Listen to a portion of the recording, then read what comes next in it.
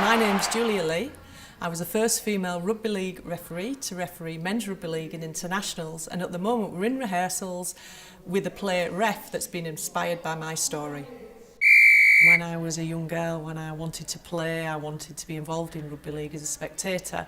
and I kept getting told that no, you couldn't because you're a girl, because girls didn't actually do that. So when I met Sarah Jane Dickinson and was telling her my story, who's the playwright, she said, well, this will make an absolute awesome story, just your journey as a rugby league referee, right from the early doors right through to my international career, and also to working in the Rugby Football League where I worked for 20 years.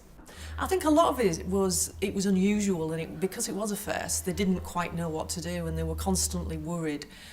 This is the referee society, in the whole referee society, about how I would handle myself, whether I would be able to manage a brawl, where I would change, all those things that are actually quite insignificant when you first actually take up. It's about just getting out there and refereeing.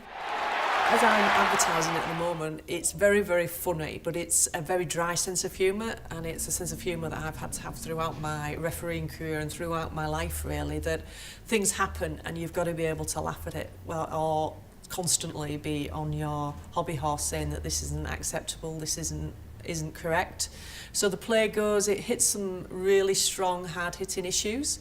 However, it's done in such a way that it's not in your face, that you take away from it what you want to take away from it, depending on how you are as a spectator. And it hits the issues that, and the reason why I think it's written so cleverly is that you go away from the play and you start thinking about, well, that could have been me. And so many women actually, and men, have approached me and says, do you know, the things that are actually in the play, they're so true, but we really enjoyed it. So we really enjoyed the facts, and it was a performance, and it's a lovely way of getting the point across when I know so many of my colleagues have said, we don't know how you managed as an official, but actually it shows them how we had to manage and how we had to get on in order to survive.